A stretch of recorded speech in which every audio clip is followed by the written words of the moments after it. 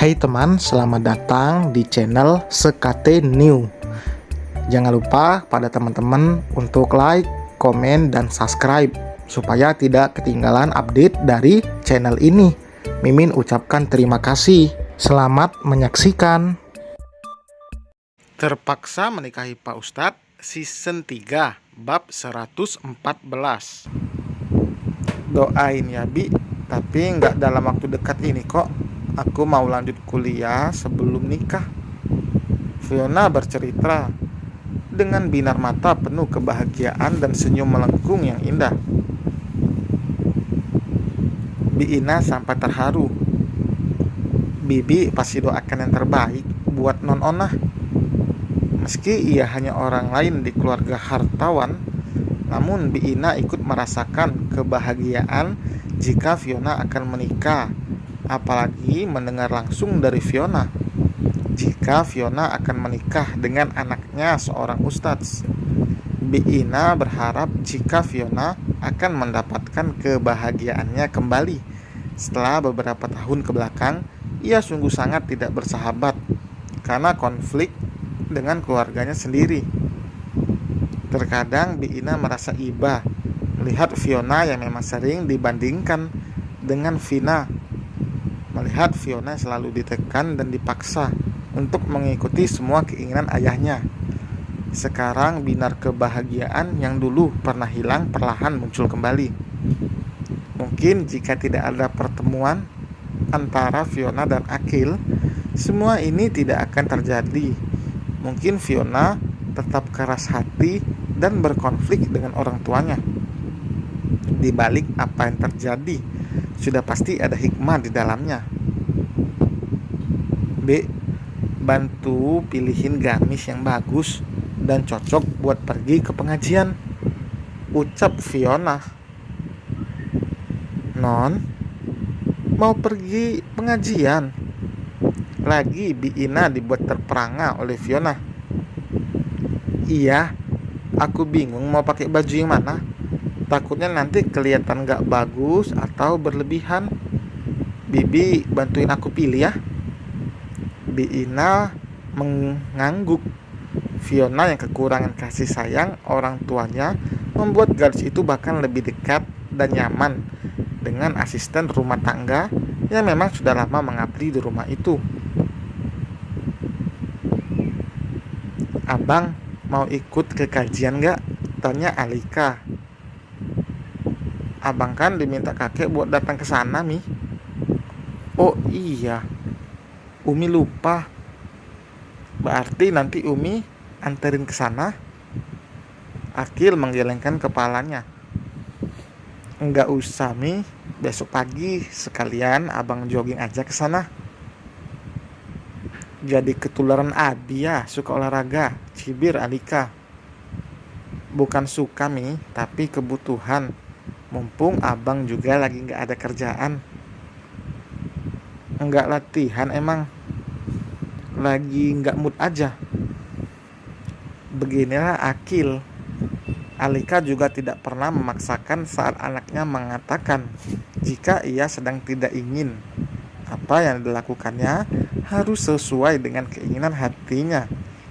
Meski sudah terbilang normal, namun Akil tetap rutin berkonsultasi pada Lukas. Hanya saja tidak sesering dulu. Kali ini hanya 1 bulan sekali Akil datang menemui Lukas untuk berkonsultasi.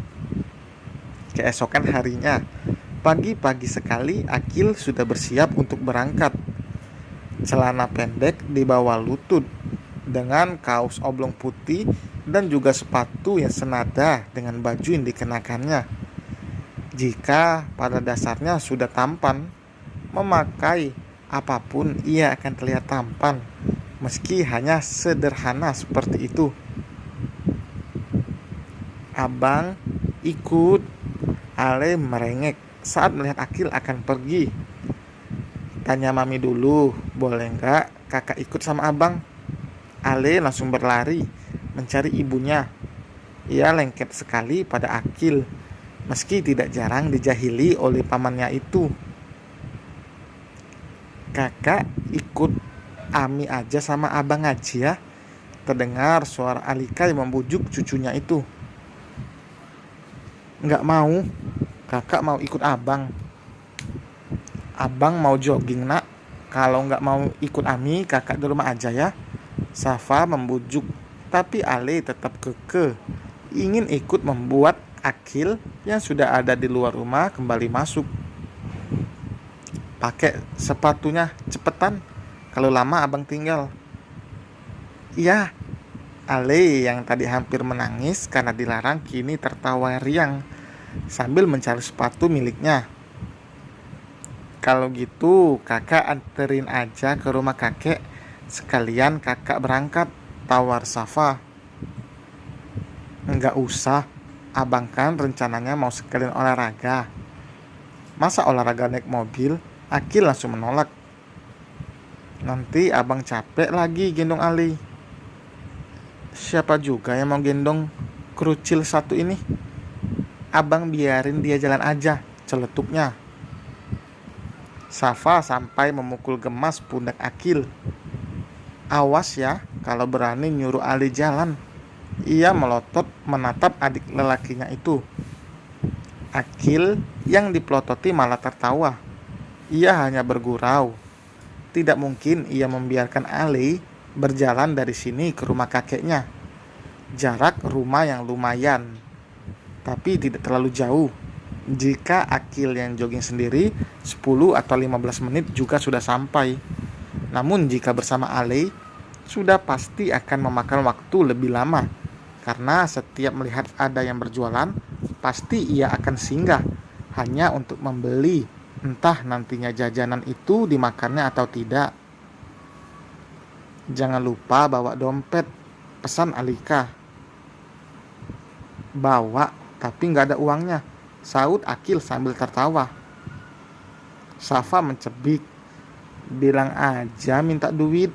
Ia mengeluarkan beberapa lembar uang merah dari dompetnya untuk pegangan, karena Ale susah dibujuk jika sudah menginginkan sesuatu. Nah, kalau kayak gini kan dompet abang ada isinya. Akil mengeluarkan dompetnya dan ternyata dompet lelaki itu juga tebal. Bohong, katanya tadi nggak ada uangnya, seru Safa. Ini namanya fulus, saud Akil tak berdosa. Lalu kembali memasukkan dompet itu ke saku celananya. Akal bulusnya banyak emang nih bocah. Abang, ayo. Ale kembali. Kini sudah memakai sepatu olahraganya.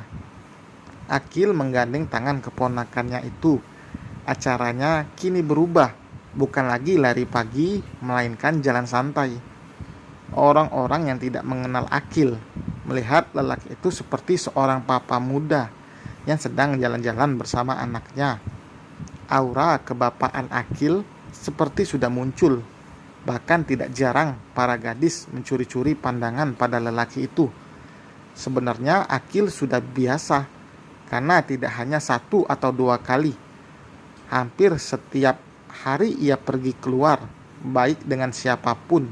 Pasti ada saja yang melirik dengan tatapan terpesona. Jika saja Akil bukan lelaki baik, mungkin sudah ia pacari satu persatu wanita yang mengaguminya itu. Namun putra satu-satunya Alika dan Syafiq ini dididik menjadi lelaki yang sebenarnya. Lelaki yang tidak akan pernah mempermainkan perasaan wanita, apalagi hanya sekedar sengaja mengajak untuk melakukan dosa. Seharusnya orang yang diberikan kesempurnaan dalam berpikir malu saat melihat Akil yang istimewa seperti ini saja takut melakukan dosa. Namun orang-orang sekarang malah bangga dengan dosa yang diperbuatnya, bahkan dengan terang-terangan seolah mengumumkan pada dunia jika ia baru saja melakukan dosa. Sosial media seolah dijadikan ajang pamer dosa. Contoh kecilnya adalah orang dengan terang-terangan dan tanpa malu pamer foto mesra dengan lawan jenis yang bahkan tidak halal baginya. Namun ia begitu bangga dengan apa yang diperbuatnya. Itu padahal jelas-jelas agama melarang. untuk mendekati zina. Mendekati saja tidak boleh, apalagi sampai melakukannya. Abang mau beli rambut nenek itu. Ale menunjuk penjual yang dikerumuni anak kecil. Masih jauh dari setengah perjalanan, namun Ale sudah mulai ada inginnya. Dimakan nggak? Kalau enggak, jangan beli. Dimakan. Beli yang kecil aja ya. Ale mengangguk sebelum membeli. Memang harus ada diskusi lebih dulu untuk membuat kesepakatan agar Ale tidak sembarangan menunjuk apa yang diinginkannya. Bukan apa-apa, ia hanya ingin membeli saja. Kadang apa yang dibelinya tidak dimakan, meskipun sedikit. Memang kebanyakan anak-anak seperti itu. Ini rambut nenek, tapi kok rambut Ami warnanya nggak kayak gini, Bang? Ale berceloteh sambil memperhatikan jajanan jadul di tangannya itu. Jangan tanya abang, tanya aja sama Ami. Kalau rambut Oma emang udah ada putih-putihnya, lanjut Ale. Akil mendengarkan Ale berceloteh sambil berjalan santai dengan mengandeng tangan kecil Ale. Ale tadi menolak untuk digendong. Ia mengatakan jika ingin berjalan dan tidak lelah. Beberapa langkah dari tempatnya, Akil melihat seorang gadis yang berjalan sambil menunduk. Pandangannya fokus pada layar ponsel sampai ia tidak melihat apa yang ada di depannya. Mbak, awas itu ada tiang. Akil menegur karena kasihan jika sampai gadis itu membentur tiang. Tiang sanggah lampu taman, namun gadis itu saking fokusnya sampai tidak mendengar, seolah tidak memperdulikan sekitar. Aduh, gadis itu meringis lalu mendongak melihat sebuah tangan yang menghalangi kepalanya agar tidak membentur langsung tiang lampu yang sudah berkarat itu. Rasanya sudah pasti akan sakit jika sampai nanti membenturnya. Lain kali hati-hati Mbak, ucap Akil. Begitu baik hatinya Akil melakukan itu. Ia jelas sudah memperhitungkan apa yang dilakukannya. Tangannya sama sekali tidak bersentuhan dengan gadis berjilbab biru itu. Ada kain hijab yang menghalangi jika membuat kulit mereka tidak bersentuhan. Dia pangeran dari mana? Ganteng banget. Gadis itu membatin saat melihat wajah Akil tanpa berkedip. Melihat dari dekat jelas semakin nampak ketampanan Akil. Aira, gadis itu menoleh saat namanya dipanggil. Dan selesai teman, terima kasih telah mendengarkan. Jangan lupa like, komen, dan subscribe. Kita berjumpa di bab berikutnya. Bye.